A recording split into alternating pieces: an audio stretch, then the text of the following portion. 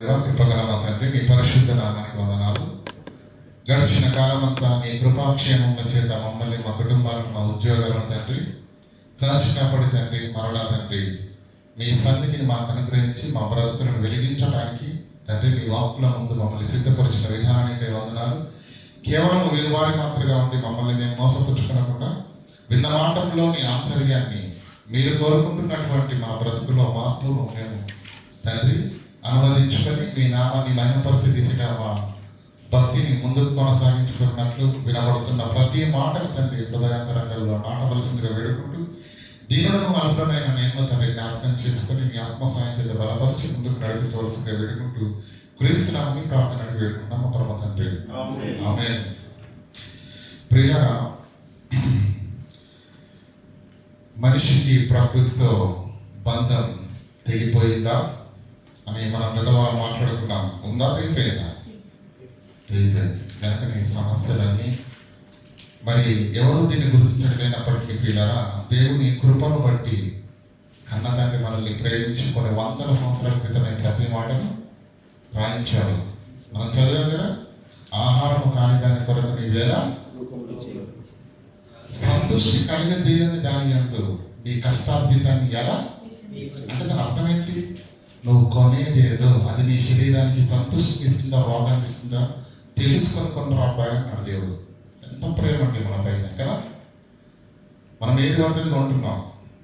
కనుక ప్రియులారా, గత వారం చెప్పినటువంటి మాటలను మీరు మనస్సును పెట్టుకొని మన దైనందిన జీవితంలో జీవన శైలి విధానాన్ని మార్చుకున్నట్లయితే ప్రియులారా, మరి దాదాపుగా ఎక్కువ శాతము మనం మరి ఆ రోగాల బారిన పడకుండా ఉండగలిగే పరిస్థితి ఉన్నది. కనుక దేవుని వాక్కుల చేత హెచ్చరించబడిన వారమై మన జీవన శైలిని మార్చుకుంటే బాగుంటుంది. మరి ఈ రోజు కూడా మనం ఆలోచన చేద్దాం ప్రియులారా. దేవుడు మాట్లాడిన మాట ప్రసంగి గ్రంథంలో మనం చదువుకున్నాం కదా, నీ కాలంలో ముందే నీ వేళ అంటే దేవుడు ఇచ్చిన కాలానికంటే మనిషి ముందుగా వెళ్ళిపోతున్నాడు అన్న సంగతి మనకు క్లారిటీగా అర్థమైంది. కారణం ఏంటి అంటే పైన చెప్పాడు, అధికముగా దుర్మార్గపరులు చేయకము, బుద్ధిహీనంగా తిరగవద్దు. కానీ నేనే అధికమైన దుర్మార్గ పనులు చేయలేదండి, మరి నాకెందుకు శిక్ష అంటారా? అంతే కదా. అది అధికమైన దుర్మార్గ పనులు చేసిన వాళ్ళకి వర్తించాలి, అధిక బుద్ధిహీనతగా తిరిగే వారికి వర్తించాలి. కానీ ఏమి తెలియని అమాయకులుగా ఉన్న మనము కూడా దాన్ని భరించవలసి వస్తుంది కదా. ఆ దోష శిక్షను మనం భరిస్తున్నాం. మరి వాక్యం మనం ఎలా అర్థం చేసుకోవాలంటే ప్రియులారా, మనుషుల యొక్క స్వయంకృత అపరాధముల వలననే ప్రకృతి, ఆ ప్రకృతిలోని మార్పులు మనకు కలుగుతున్న ఇబ్బందులన్నిటికీ కారణం. దాన్ని 4 భాగాలు వివరించి చెప్తాను. ఏదైనా వనంలో ఆదాముల జీవితము ఎంత అద్భుతంగా ఉందండి. కష్టం ఉందా? బాధ ఉందా? హౌస్ రెంట్ కట్టాలా? కరెంట్ బిల్లు కట్టాలా? చీటీ వాడాలా? ఏ కష్టాలు, కన్నీళ్ళు, బాధలు, శ్రమలు దేవుని యొక్క జీవం గల రెక్కల క్రింద హ్యాపీగా దొరికిన పండుగ దొరికినట్టు కడుపాల తిని హ్యాపీగా ఆనందంగా బ్రతుకుతున్న రోజుల్లో కష్టం ఎందుకు వచ్చింది? కన్నీరు ఎందుకు వచ్చింది? ప్రయాసం ఎందుకు వచ్చింది? అది కన్నా 3వ అధ్యాయం 22వ వచనం క్లియర్గా చెప్పాడు దేవుడు. నీ దేవుడైన యెహోవా అతడు ఏ నేల నుండి తీయబడినో, క్షమించండి 17వ వచనం చదువుకున్నాం. 17 నీవు నీ భార్య మాట విన్నావు, తినవద్దని నేను నీకు ఆజ్ఞాపించిన అంటే దేవుని ఆజ్ఞను, దేవుని మాటను ధిక్కరించడమే ప్రపంచ మానవాళి కష్టాలకు అది మనకు అర్థమవుతుంది. మనం అందరము ఆ తల్లిదండ్రుల యొక్క సంతానం కాబట్టి మనం గుర్తించాలి. మన తల్లిదండ్రులు చేసినటువంటి అపరాధమే ఈరోజు కష్టాలకు కారణమైనప్పుడు, అది ఇంకా మనం అనుభవిస్తున్నప్పుడు అది చాలా దన్నట్టుగా ఈరోజు మనం కొత్తదేదో చేయవలసిన అవసరత లేదు కదా. మరి ఈ స్వయంకృత అపరాధాలను మనం ఆలోచన చేయగలిగితే నంబర్ 1 మీకు చెప్పాను, మనిషే కారకుడు అని. ఇంకా దాన్ని విశ్లేషణ పూర్వకంగా మనం ఆలోచన చేసినట్లయితే ప్రియులారా 4 రకాలుగా విభజించి చెప్తాను. నంబర్ 1, ఈ 4 రకాల కారణాల్లో ప్రత్యక్షంగా పరోక్షంగా మనం కారకులుగా అయ్యాము. ఎలా అయ్యామో ఆలోచన చేద్దాం. నంబర్ 1, స్వార్థపరులు. కోట్లకు పడగలెత్తాలని, నేను బ్రతకాలని లోక పోకడలకు పోయి ఎలాగైనా సరే కోట్లు సంపాదించాలి. గేదెంది, ఆవుంది, పాలు పితికితే 4 లీటర్లు వస్తున్నాయి. ఆ 4 లీటర్లతో నేను కోట్లు సంపాదించలేను. ఏం చేయాలి? తీసుకురా యూరియాను, ఏమండి, పామాలిన్ ఆయిల్ను, నత్రజని, కెమికల్స్ అన్నింటినీ తీసుకుని వచ్చి డ్రమ్ములో పాలు పోసి నీళ్లు పోసి ఇవన్నీ అందులో వేసి మిక్సీ చేస్తే 4 ఒక గేదె ఉంటే 4 లీటర్ల పాలు ఇస్తే ఇప్పుడు దాన్ని 40 లీటర్లు చేస్తే డబ్బులు దండుకోలేమేంటి? మీకు అర్థం కావడానికి చెప్తున్నాను. ఈరోజు ప్రపంచవ్యాప్తంగా పిల్లలు ప్రతి వ్యాపారవేత్త తను బ్రతకాలి. ఎవరు ఏమైపోతే నాకేంటి, ఎవరు ఎలా బ్రతికితే నాకేంటి, చస్తే నాకేంటి, ఇదే కాన్సెప్ట్. ఎన్ని విష పదార్థాలతో పిల్లలు నింపబడినటువంటి కెమికల్స్, భయంకరమైన ఆర్టిఫిషియల్ కలర్స్. ప్రతి దాంట్లో మీరు జ్యూసులు తాగండి, జ్యూసులు ఉంటాయి కదండి, ఏమండి, జామ జ్యూస్ అనగానే జామ పండు నుంచి తీసింది అనుకోకండి. Everything chemicalised. మీకు అంత ఇష్టం ఉంటే పండు తినండి, సంతోషం. కొంతవరకు అయినా మనం బాగుపడతాం. తలపోటు ఎందుకండి బాబు, అలా కొన్నామా ఇది వచ్చామా నువ్వు తింటామా, ఈ సోమరితనమే మనల్ని సర్వనాశనం చేస్తుంది. కనుక ప్రకృతి నుంచి వచ్చినట్టు తినండి. మనిషి చెయ్యి పడనంత వరకు అది బాగుంటుంది. అర్థమవుతుంది. పడిందంటే మంచోడు కాదు కదా. దాంట్లో ఏం చేస్తాడు? ప్రిజర్వేటివ్స్ కలుపుతారు, షుగర్ కలుపుతారు, ఏమండి, టేస్ట్ కొరకు కొన్ని రకాల రసాయనాలు కలుపుతాడు. మనం రొట్టెలు వేసుకుంటూ మళ్ళీ ఇది నా ఫేవరెట్ అంటాం. ఫేవరెట్ కాదు, పేరు చేస్తున్న తర్వాత వినాలి. కనుక ప్రియులారా, ఏది ప్రకృతి సంబంధమైనదని మనం ఆలోచన చేసుకుంటూ ముందుకెళ్ళాలి. స్వార్థపరులైనటువంటి వ్యాపారవేత్తలలో పుట్టినటువంటి ఒక కుటిల బుద్ధి, నేను బ్రతకాలని, ఆ బ్రతకడానికి, కోట్లు సంపాదించడానికి ఎవరు ఏమైపోయినా నాకు అవసరం లేదనుకుంటున్నారు. కనుక ప్రియులారా మీరు ఆలోచన చేయండి. ఎంత భయంకరమైనటువంటి పరిస్థితులు ఈరోజు నెలకొంది. మీకు గతవారం చెప్పాను, ఒక్కొక్క పదం కూడా చెప్పాను మీకు. మనం పెట్టుకునే టూత్ బ్రష్ నుంచి కదా, మనం తినేది కలుషితమే, మనం త్రాగేది కలుషితమే, మనం వాడేది కలుషితమే. కనుక పిల్లరా, ఇంత భయంకరమైన విషయాన్ని మనము అనిత్యం ఒంటి కనిపించుకుంటున్నప్పుడు, తింటున్నప్పుడు, త్రాగుతున్నప్పుడు కష్టం. ఇదంతా ఎవరి వలన వచ్చింది? వ్యాపారవేత్తలు, స్వార్థపరులైన వ్యాపారవేత్తలు. మనుషులే కదా. అధికముగా దుర్మార్గపు పనులు చేసేవాడు చేస్తున్నాడు. నంబర్ 1. నంబర్ 2, యోగ గ్రంథంలో మాట్లాడుతుంది, జ్ఞాని మౌనంగా ఉంటే దేశానికి ప్రమాదం అన్నాడు. న్యాయం చెప్పవలసిన వాడు, పరిపాలన చేసేవాడు పక్షపాతంతో ఉండడానికి వీలు లేదు. తప్పును తప్పని ఖండించాలి, గద్దించాలి. ఏమంటే ఇంత వ్యాపారం కల్తీగా జరుగుతూ మార్కెట్లోకి, సమాజంలోనికి ప్రతి వ్యక్తి దగ్గరికి వెళుతున్న ఈ ఆహార పదార్థంలో, ఈ ప్రాసెసింగ్ ఫుడ్లో, ఈ జంక్ ఫుడ్లో, ఈ ఫాస్ట్ ఫుడ్లో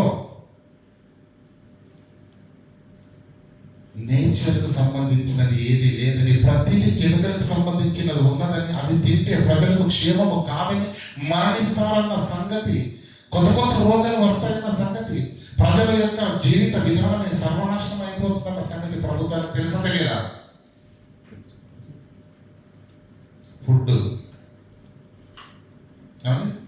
ఫుడ్ కార్పొరేషన్ ఆఫ్ ఇండియా ఉందా? నాణ్యత, భోజనంలో నాణ్యతను చెక్ చేయడం వద్దా? ఆ డిపార్ట్మెంట్ ఏం చేస్తుంది తెలుసా తెలియదా? ప్రభుత్వాలకు కూడా తెలుసు. కానీ నిమ్మకు నీరెత్తినట్టుగా వారికి ఏమి పట్టదన్నట్టుగా ప్రియులారా, వాళ్ళు మనము ఓట్లేసి ఎంచుకున్న అధికారులు మన ప్రాణం అంటే విలువ లేదు. గవర్నమెంట్ హాస్పిటల్ ఒక్కసారి వెళ్ళి చూడండి, ప్రాణాలతో విలువలు కొట్టుకుంటున్నా ఎప్పుడు పట్టించుకోడు, అక్కడ పట్టించుకోరు. చూసారు, సినిమాల్లో కాదండి, రియల్గానే చెప్తాను, సినిమాల సంగతి చెప్పండి. అక్కడికి వెళ్ళామంటే ప్రియులారా, మనిషికి విలువ లేదు, ప్రాణానికి విలువ లేదు. ఒక డబ్బులు కట్టండి అంటారు. అర్థమవుతుందా? ఇదంతా ఈ వైఫల్యము, ఇటు ఆహారంలో ఉన్న కల్తీ కానీ, ఏమండి విద్య రంగాల్లో ఉన్నటువంటి లోటుపాట్లు, వసతి లోపాలు, ఇవన్నీ ప్రభుత్వానికి తెలియదా? వీటన్నింటిలో మార్పులు తీసుకొస్తే ప్రజల జీవిత విధానం మెరుగవుతుందన్న సంగతి ప్రభుత్వానికి తెలుసా తెలియదా? అసలు ఎందుకు ఓట్లేసి గద్దెలెక్కిస్తున్నాం? మనం మమ్మల్ని కాపాడంటారా నాయన, మమ్మల్ని పరిపాలించండి. పరిపాలిస్తున్నారా? మన జీవితాలతోటి, మన ఆరోగ్యాలతోటి వారికి ఎటువంటి సంబంధము లేదు, పట్టించుకోవట్లేదు. కనుక వ్యాపారవేత్తలు కుటిల బుద్ధితోటి ఏమండి కోట్లకు పడగలెత్తాలని అధికముగా దుర్మార్గపు పనులు చేయుచున్నారు. ప్రియుల పాలలో విష పదార్థాలు ఏంటండి? అది తల్లి తాగుతుంది, పిల్ల తాగుతుంది, బిడ్డలు తాగుతున్నారు, వృద్ధులు తాగుతున్నారు. అలాంటివి తాగితే వాళ్ళు ఎలా బ్రతుకుతారు చెప్పండి? ఇదంతా ప్రభుత్వానికి తెలియకుండా జరుగుతుందా? వారు ఎందుకు మౌనంగా ఉన్నారు?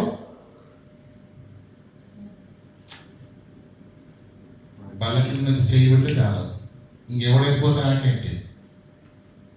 ఎవరి దగ్గర బాధ్యత లేదు, ఎవరి దగ్గర?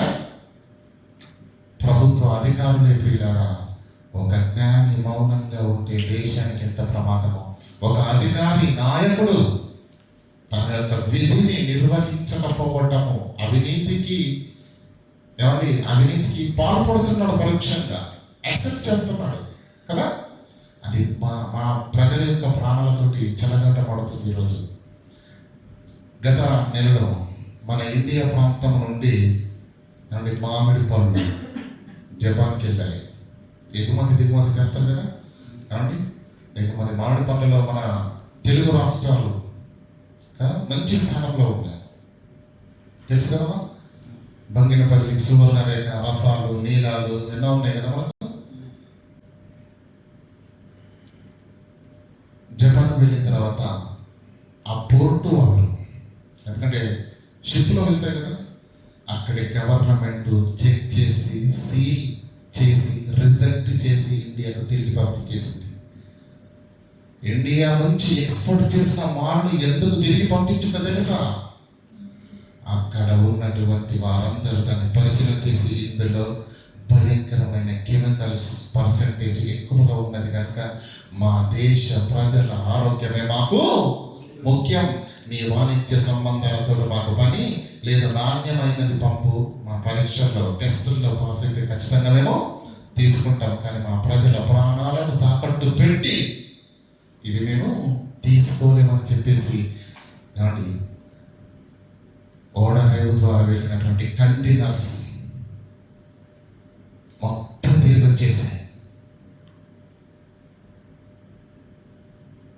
మరి మన దేశం నుంచి వెళ్ళాయి కదా, మన దేశం నుంచి వెళ్ళినా అవి తిరిగి వచ్చేసాయి. మరి మన దేశంలోకి వచ్చినాయి, మార్కెట్లోకి వచ్చేసాయి, అంతేనా? సూపర్ మార్కెట్లోకి వెళ్ళాయి, హైపర్ మార్కెట్కి వెళ్ళాయి, ఇంటింటికి వెళ్ళాయి, వీధికి వెళ్ళాయి. పళ్ళు ఎవరు ఆలోచిస్తున్నారు వీళ్ళరా? ఎవరు పట్టించుకోవట్లేదు. ఇది నంబర్ 2. నంబర్ 1 స్వార్థపరులైనటువంటి వ్యాపారులు. నంబర్ 2 మౌనంగా ఆ తప్పును ప్రోత్సహిస్తున్న అధికార పాలక బృందం. నంబర్ 3 ఇంత చెప్పాను కదండి, 2 గంటలు మనం మానతామండి. సాయంత్రం అన్నం తిన్న తర్వాత బయటకు వెళ్ళామంటే ఎందుకైనా మంచి 2 ఐస్ క్రీమ్ తీసుకుంటా అంటారు. ఎందుకైనా మంచిది 2. ఏది దాంట్లో ప్రకృతికి సంబంధమైనది ఉందో చెప్పండి. ప్రతిదీ కెమికలే కదా. ఎందుకు తినడం? ఎందుకు మన ఆరోగ్యాలు మనం పాడు చేసుకున్నాం? తెలియక ముందు తెలియలేదు, తెలిసిన తర్వాత మనం మారలో వద్దాం. ఏమండి పరోక్షంగా మన పాత్ర ఎలా ఉంటుందంటే చెప్తాను. పంటలన్నీ మనం పండిస్తున్నామా? ఎవరో పండిస్తున్నారు. దాంట్లో ప్రతి దాంట్లో ఏం జరుగుతుంది? ఎరువులే వేస్తున్నారు. రెండింటిని ఆలోచన చేద్దాం. తల్లి గర్భములో ఏమండి పడ్డ బిడ్డ, భూమిలో పడ్డ మొక్క, మొదటి రోజు నుంచి ఎలా పెరుగుతున్నారు? మందులతోటే పెరుగుతున్నాడు. ఆసుపత్రికి వెళ్ళారనుకోండి, ఏమండి ఏమంటాడు? అమ్మ బిడ్డ ఎదగట్లేదు కనుక మందులు రాయి. తిండితో వద్దు మనకు, ఏమంటే మంచి మంచి ఆహార పదార్థాలు తినాలి, ఇవి వద్దు మనకు. ఏంటి? ఐరన్కి ఒక టాబ్లెట్, కాల్షియంకి ఒక టాబ్లెట్, మందులతోటే పెరగాలి. కడుపులో బిడ్డ అయినా భూమి మీద పడ్డ విత్తనమైన ఇది ఏమండి నారు పోసిన దగ్గర నుంచి వ్యవసాయం చేసిన వాళ్ళే కదా. వంకర టింకరగా ఉన్నాయి వెంకాయలు అంటే కదా, తెలుసు కదా మనకు సామెత. ఒక ఆవిడ అమెరికా వెళ్ళిందంట, వచ్చి ఏమన్నదంట, ఈ వంకర టింకరగా ఉన్నాయి వెంకాయలు అన్నదంట. అర్థమవుతుంది లేదా? అంటే వ్యవసాయం చేసిన కుటుంబాలు కూడా మనకు బాగా అర్థమవుతుందని చెప్తున్నాను. నారు పోసినప్పటి నుంచి దుక్కిలో మందు, యూరియా, బీసు నత్రజని, ఈరోజు స్ప్రేలు ఎక్కువైపోయాయి. గడ్డి పెరగాలకుండా ఉండాలంటే మందు, పైరు పెరగాలంటే మందు, దిగుబడి రావాలంటే మందు. ఒకప్పుడు ప్రియులారా ఎకరానికి 20 బస్తాలు పండడం గగనమైపోయేది. కారణం ఏంటో తెలుసా? కేవలము ఆవు ఎద్దు పేడలతోటి ఆ కంపోస్టింగ్ ఎరువును మాత్రమే మరి తీసుకొని వెళ్ళి ఆ పొలంలో వేసేవారు. దానివల్ల మంచి సారాన్ని పొందుకుని భూమి పంటనిచ్చేది. తర్వాత ఏమైపోయింది? కోట్లకు పడగలెత్తాలి. 20 సంవత్సరాలతో గిట్టుబాటు కావట్ల. 20 నుంచి 25కి పెరగాలి, 30, 40. మొన్న అన్న ఉంటాడు దేవుళ్ళల్లో 50 బస్తాలు బండి అంటే సాక్షి చెప్పాడు. సంతోషం. ఎందుకు? ఈరోజు పంట భూమి ఇవ్వడము లేదు. ఒక్క పంట, ఒక్క ఎరువు వేయకుండా చూడండి, మీకు అర్థమైపోద్ది. భూమిలో ఉన్న బలం ఎంత, దాంట్లో ఉన్న సారం ఎంత, అది ఎలా పండుతుందో మీకు అర్థమవుతుంది. భూమి పండడం మారిపోయింది. ఎందుకంటే భయంకరమైన రసాయనాలు చల్లి చల్లి చల్లి చల్లి చల్లి ఆ భూమిలో ఉన్న సారం సర్వనాశనం చేసేశారు.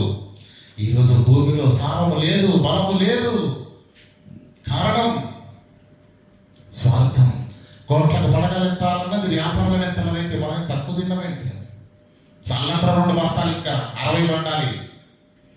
ఏంటి నాగేశ్వరరావు గడికి 50 బండాలంటే మనకు బస్తీనే సవాలు. ఒకరిని చూసి ఒకరు, ఒకరిని చూసి ఒకరు. ఎవరికి ఆలోచన లేదు. కాదా? మన అపరాధం కాదా ఇది? కనుక ప్రియులారా, నంబర్ 1, కూరగాయల్లో కానీ పంటల్లో కానీ మనకు తెలియకుండా ఎవరో పండిస్తున్నదని మనం తింటున్నాం. నంబర్ 1. ఈరోజు చిన్నపిల్లల దగ్గర నుంచి పెద్దవాళ్ళ వరకు ప్రతిసారి మనం ఏంటంటే ప్రకృతి సంబంధమైన పదార్థాలను తీసుకొని మన శరీరంలో బలం, శక్తి, లవణాలు వీటిని పెంపొందించుకోవాలని ఆలోచిస్తున్నామా? టాబ్లెట్లా? అది ప్రకృతి ఒక అద్భుతమైనటువంటి ప్రియులరా ఏమండి ఆసుపత్రి. ప్రకృతే. మన ఆత్మీయులు డేవిడ్ గారికి డెంగ్యూ ఫీవర్ వచ్చినప్పుడు, ప్లేట్లెట్స్ పడిపోయినప్పుడు ఏమని చెప్పాను కదా గత వారం? బొప్పాయి ఆకు ఏంటి జ్యూస్ చేసుకొని తాగితే అమాంతం. ఎంత అద్భుతం అండి బాబు ప్రకృతి. అర్థమవుతుందా లేదా? కనుక పిల్లరా, మన శరీరము, మనలో ఉన్న ఈ దేహం సంతుష్టికరంగా మారాలంటే మనం దేన్ని తినాలి? ప్రకృతి సంబంధమైనది తినాలి. సీజనల్ ఫ్రూట్స్ అని ఉంటాయి తెలుసా? సీజనల్ ఫ్రూట్స్ అంటే తెలుసా అమ్మా?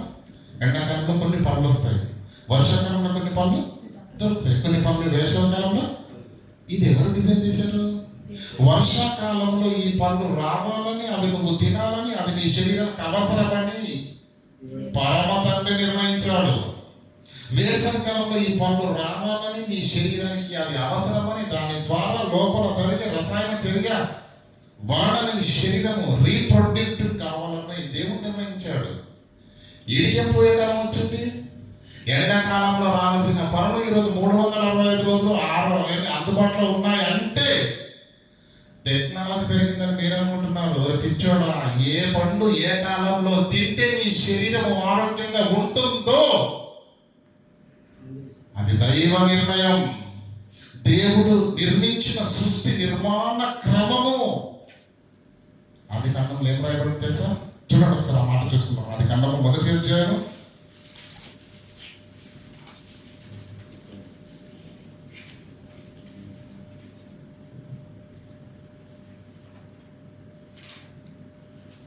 24వ వచనం చదవండి. దేవుడు వాటి వాటి జాతి ప్రకారము జీవము గల వాటిని అనగా వాటి వాటి జాతి ప్రకారం పశువులను, పురుగులను, అడవి జంతువులను, భూమిని. క్షమించండి, 12వ వచనం చదువుకుందాం. 11, 12. దేవుడు గడ్డిని విత్తనములిచ్చు తమ తమ జాతి ప్రకారం. నేను నువ్వు మరలా నొక్కి మాట్లాడుతున్నాను. విత్తనములిచ్చు చెట్లను. చెట్లు ఏం చేయాలి? ఫలాలను ఇవ్వాలి. ఆ ఫలాల్లో ఏముండాలి? విత్తనాలు ఉండాలి. అంటే మరొక జనరేషన్ క్రియేట్ చేయడానికి విత్తనాలు ఉండాలి. ఇది ఎవరు పెట్టారు ఈ క్రమాన్ని? మరి మనిషి ఏం చేశాడు? సీడ్లెస్. అంటే ఇప్పుడు నువ్వు పంట వేసావంటే పంట వస్తుంది. మళ్ళీ అంత విత్తనాలను తీసుకుని నువ్వు పంట వేస్తే పంట రాదు. దేవుడు విత్తనములిచ్చు చెట్లను దేవుడు సృష్టి నిర్మాణ క్రమంలో పెడితే ఈ దౌర్భాగ్యుడు ఒక్కసారి విత్తనాలు తీసుకొని వెళితే సంవత్సరాలు వాడు ఆ పంటలో నుంచి విత్తనాలు వేస్తే నాకు వ్యాపారం దెబ్బతింటది కనుక నేనేం చేయాలి? ప్రతి పంటకు వాడు నా దగ్గరికి రావాలంటే ఏం చేయాలి? ఈ యొక్క పళ్ళను విత్తనములు ఇచ్చేటట్టుగా కాకుండా సీడ్లెస్. ఎవడు చేశాడు ఇదంతా?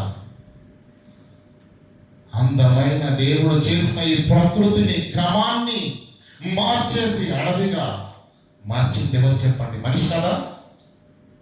విత్తనాలు ఇవ్వాలి అని దేవుడు దాంట్లో రీప్రొడ్యూటింగ్ సిస్టమ్ని దేవుడు పెడితే వీడేం చేశాడు? వాడికి ఆపరేషన్ చేసి సీడ్లెస్.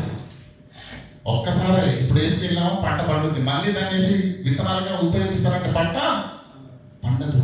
దేవుడు చేసిన సృష్టి క్రమాన్ని మార్చేశాడు. ఇంకెలా బాగుపడుతుంది చెప్పండి? మన శరీరంలో ఉండే సమతుల్యతను కాపాడడానికి ఆ ప్రకృతి ఆయా సమయాల్లో కొన్ని పనులు వస్తాయి. అవి ఆ కాలంలోనే దొరుకుతాయి. ఇంకా మరో కాలంలో దొరకడానికి వీలు లేదు. అది దేవుడి సృష్టి. కానీ వీడేం చేసినప్పుడు మీరు మామిడి పనులు ఎప్పుడు కావాలన్నా దొరుకుతున్నాయా లేవా? సూపర్ మార్కెట్లో, హైపర్ మార్కెట్లో. సూపర్ మార్కెట్ అనకండి, అది మనకు సర్వరోగాలు తీసుకొచ్చే మార్కెట్ అదే. కనుక ప్రియులుగా దేవుడు పెట్టిన క్రమము త్రిప్పివేయబడింది, మార్చివేయబడింది. అందువల్ల మనము చాలా సమస్యలను ఎదుర్కొంటున్నాము. అయితే 1 స్వార్థపరులైన వ్యాపారులు, 2 మౌనులు, రాజ్యాధికారులు, పాలక వర్గము మౌనంగా ఉండి తప్పును ప్రోత్సహించడం. నెంబర్ 3 ఏంటి? ప్రత్యక్షంగా పరోక్షంగా మన స్వయంకృత అపరాధం. మనం ఎలా ఇన్వాల్వ్ అయ్యి ఉన్నామంటే ఇంతవరకు తెలియక తిన్నారు. 2 గంటలు చెప్పాను. ఏమాత్రమైన మారుతుందంటారా మన లైఫ్ స్టైల్? కేక్స్ అంటే ప్రాణం అండి బాబు. దాన్ని వదలడం మాత్రం మన వల్ల కాదు. వీక్లో ఒక్కసారైనా పిజ్జా తినాల్సిందే. మారుతుందా? మార్చుకోవాలి. ఎందుకంటే ప్రమాదం ఉన్నది కనుక. తెలిసి, అది ప్రమాదం అని తెలిసి గుర్తించిన తర్వాత కూడా మరలా మనం వెళ్తున్నామంటే ఇది పరోక్షమైన అపరాధం, ప్రత్యక్షమైన అపరాధమా? ప్రత్యక్షంగా తెలిసి చేస్తున్నాం కదా. ఇంతటితో ఆగలేదు. ఏమంటారు? గుట్కా, పంపర, సిగరెట్, మందు, ఇవన్నీ ఏంటి అండి? శరీరానికి బలాన్ని ఇచ్చే ఆరోగ్యకరమైన టానిక్ల, బూస్టర్. దానిపైన రాస్తారండి మద్యం ఆరోగ్యానికి హానికరము, ఇది ప్రాణానికి ప్రాణాంతకం అని రాస్తాడు కదా. పోనీ తాగే వాళ్ళకి ఎవరికి చదువు రాకపోవడం వల్ల తాగుతున్నారంటారా? చెప్పండి. బొమ్మ కూడా ఉంది. అందరికీ చదవచ్చు. చదివి మరి ఇదేంటి కాదా? ఎందుకు నీ దేహాన్ని చెరుపు దానిని నువ్వు ఎందుకు తింటున్నావు? నీ దేహాన్ని నాశనం చేసేది నువ్వు ఎందుకు తాగుతున్నావు? ఎందుకు వాడుతున్నావు? ఏ దేహముతో దేవుని నువ్వు మహిమపరచాలో, ఏ దేహముతో ఈ ఇలలో మహేశ్వర్యాన్ని నువ్వు సంపాదించుకోవాలో ఆ దేహాన్ని తెలిసి తెలియక తింటూ త్రాగుతూ వాడుతూ నీ శరీరాన్ని అనునిత్యము క్షణక్షణం చంపుకుంటూ వెళ్ళిపోతున్నావు. స్వయంకృత అపరాధం. పరోక్ష అపరాధాలు ఉన్నాయి, ప్రత్యక్ష అపరాధాలు కూడా ఉన్నాయి. ఈ దేహాన్ని దేవుడు ఏమన్నా తెలుసండి? 1 కొరింథీయులకు రాసిన పత్రిక 3:16 తీయండి దయచేసి త్వరగా. 1 కొరింథీయులకు రాసిన పత్రిక 3:16 మీరు దేవుని ఆలయము. మీరు దేవుని ఆలయము. మీరు దేవుని ఆలయమై ఉన్నారనియు దేవుని ఆత్మ మీలో నివసించుతున్నాడని మీరు ఎరుగరా? ఎవడైనను దేవుని ఆలయాన్ని, ఈ మానవ దేహాన్ని పరలోకం సంపాదించుకోవటానికి, భూమి మీద పని చేయడానికి నీకిచ్చిన ఈ మానవ దేహాన్ని ఎవడైనా పాడు చేస్తే, ఇష్టానుసారంగా వాడితే, దీన్ని ప్రమాదకరమైన దాన్ని మనం తెలిసి కూడా దాన్ని తింటే త్రాగితే మనకు శరీరానికి నాశనం అయిపోతుంది. పిల్లలు అవయవాలు పాడైపోతాయి. ఎవడైనాను దేవుని ఆలయమును ఆత్మీయంగా, అంటే పాపం చేసి ఆత్మీయంగా నాశనం చేసిన, పనికి రానిది తిని ఆరోగ్యపరంగా నాశనం చేసిన, పాడు చేసిన ఎడల దేవుడు వానిని ఊరుకుంటాడండి? ఎందుకు భయం లేదు మనకు? చెప్పండి. కనుక ఈ శరీరాన్ని కాపాడుకోవడం కూడా ముఖ్యమే. ఏది పడితే తిని ప్రభువా రోగం వచ్చిందని ప్రార్థన చేస్తే నీ జాగ్రత్త ఎందుకు పడలేదు? తెలియనంత కదా తెలియదు. ఇప్పుడు తెలిసింది కదా, జాగ్రత్త పడాలి.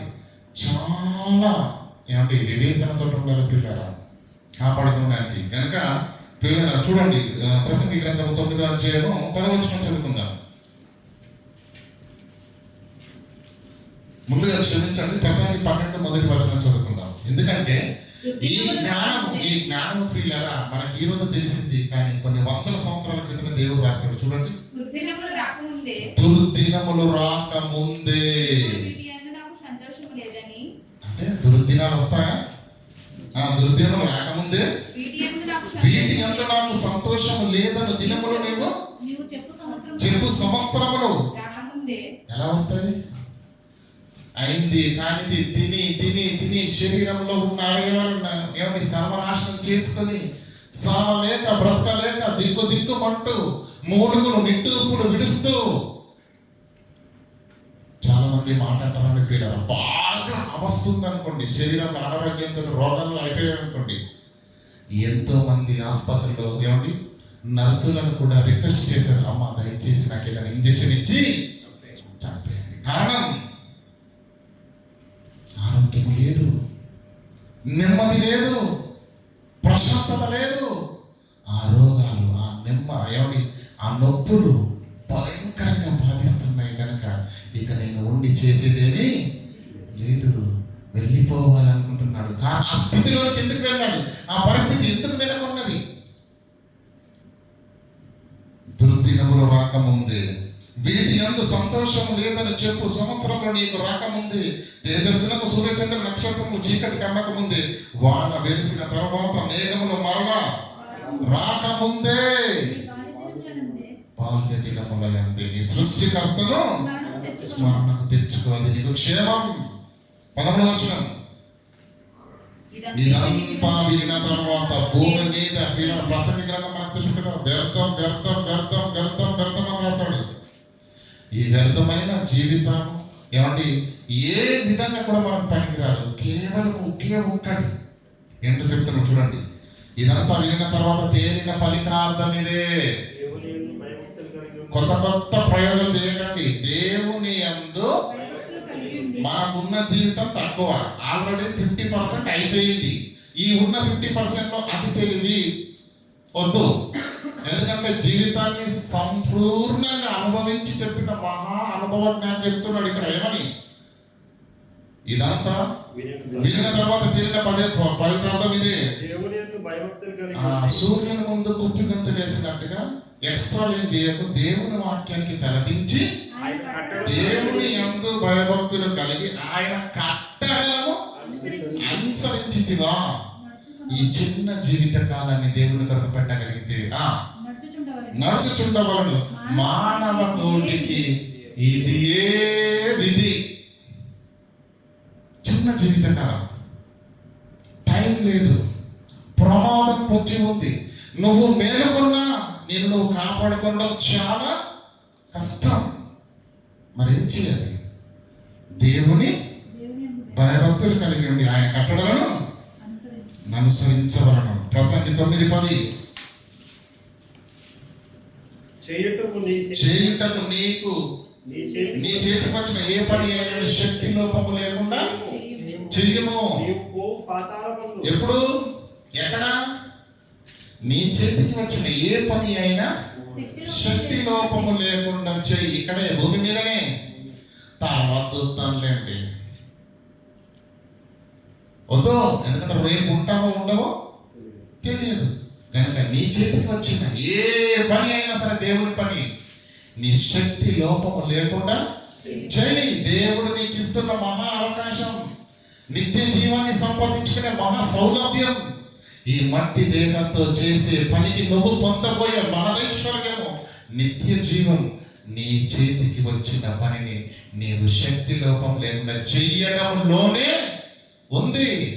దేవుని సన్నిధిలో జీవించడంలోనే ఉంది. దేవుని ఆజ్ఞల ప్రకారం బ్రతకడంలోనే ఉంది.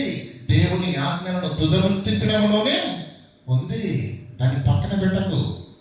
నీ చేతికి వచ్చిన ఏ పని అయినా శక్తి లోపం లేకుండా చెయ్యి. ఎందుకు? నువ్వు పోరు పాతాల మందు. నేను ఇక్కడ మొత్తం మొత్తం చేసేస్తాను పని అంటే అక్కడ ఏమి ఉండదు. నీవు పాతాల మందు నీవు పోవు. పాతాల మందు పని అయినను, ఉపాయమైనను, జ్ఞానమైనను, తెలివైనను లేదు. అక్కడ ఉన్నదొక్కటే ఏంటి? ఏడుపు, పనులు వరకుట.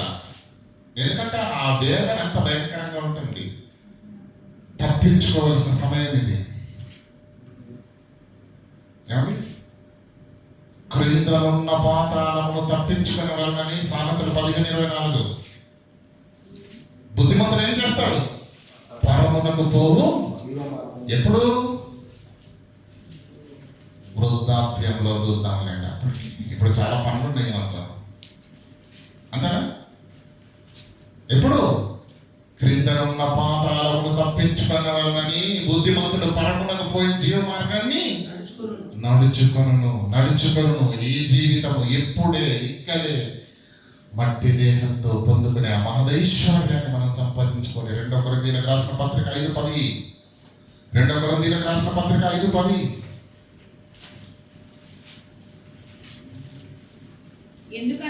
ఎందుకనగా తాము జరిగించిన క్రియల వలన అది మంచివైనను సరే చెడ్డమైనను సరే దేహముతో నువ్వు భూమి మీద ఏం చేస్తున్నావో బిడ్డ,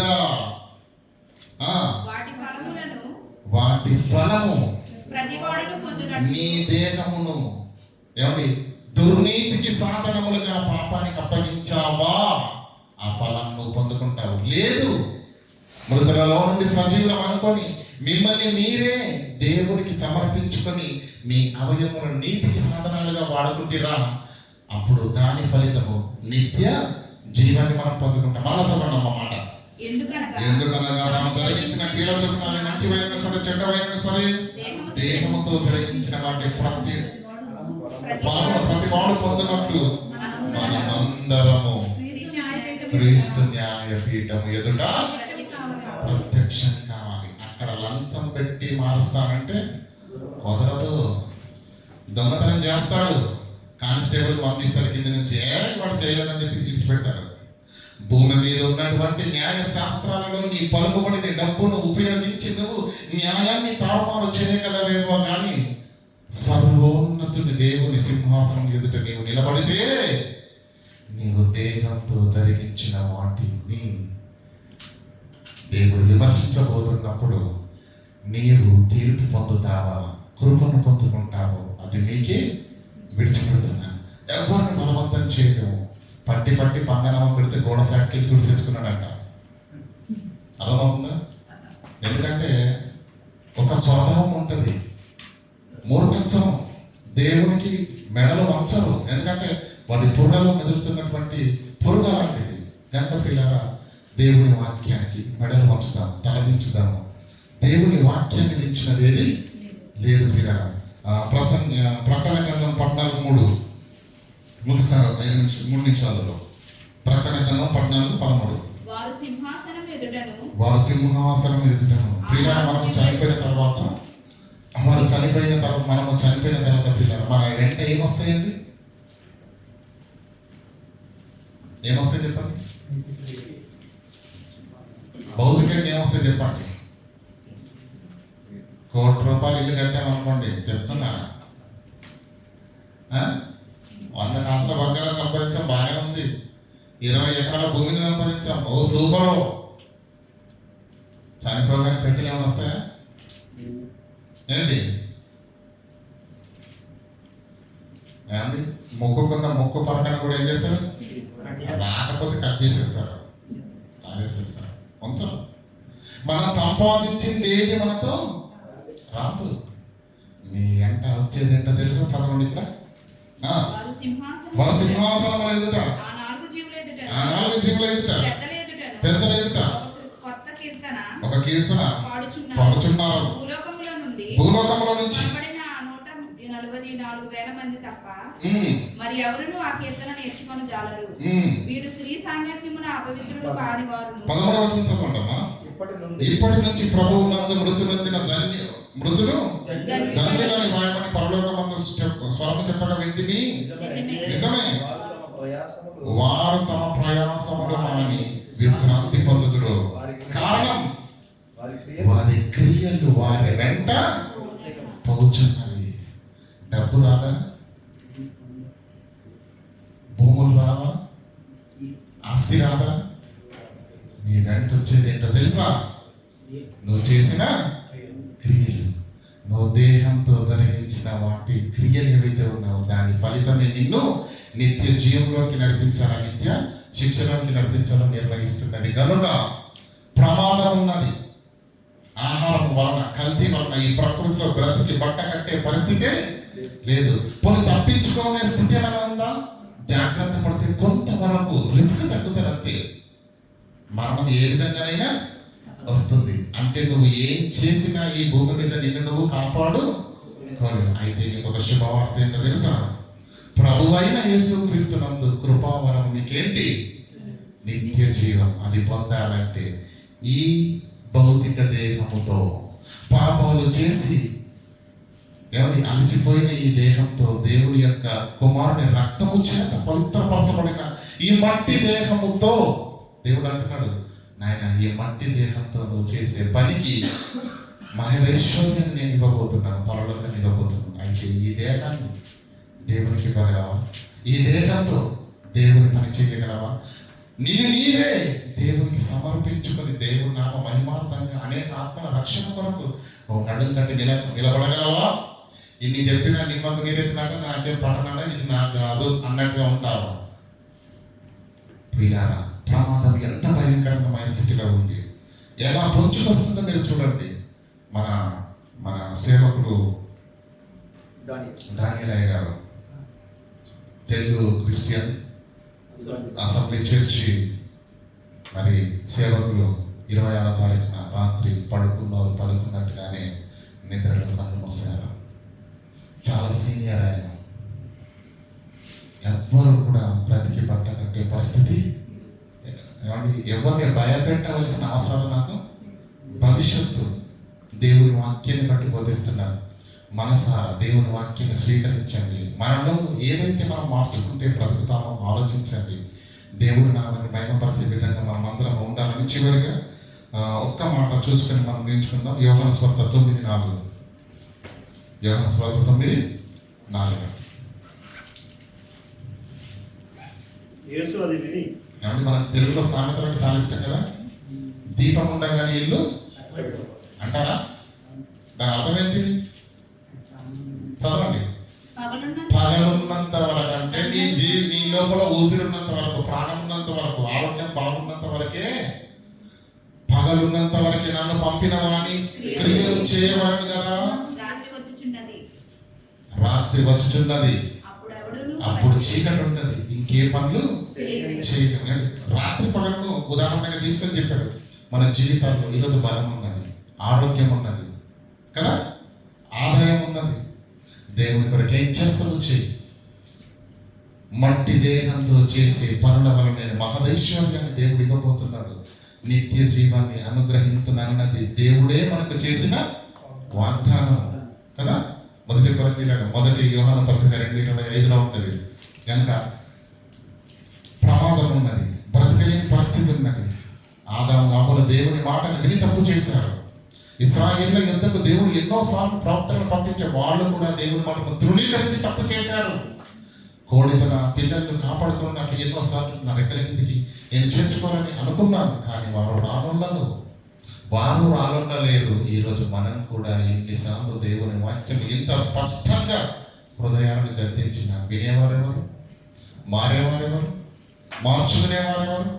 దేవుని మహిమపరిచేవారెవరు? వారు మాత్రమే ఈ మట్టి దేహంతో మహేశ్వర్యాన్ని సంపాదించుకునబోతున్నారు. కనుక పిల్లల దేవుడు ఇచ్చిన మహాకృప, సదవకాశం మిస్ చేసుకోవద్దు. రేపేం జరుగుతుందో మనకు తెలియదు. కనుక ఆరోగ్యాలు జాగ్రత్త, ఆత్మీయ జీవితాలు భద్రపరచుకోండి. అనునిత్యము ప్రార్థన జీవితంలో ఉండండి. దేవుని వాక్యంతో అనునిత్యము బలపరచబడండి, వినండి. లోక సంబంధమైనటువంటి స్నేహానికి, మొబైల్కు దూరంగా ఉండండి. సమయం ఉంటుంది, దాన్ని దేవుళ్ళో పెట్టండి.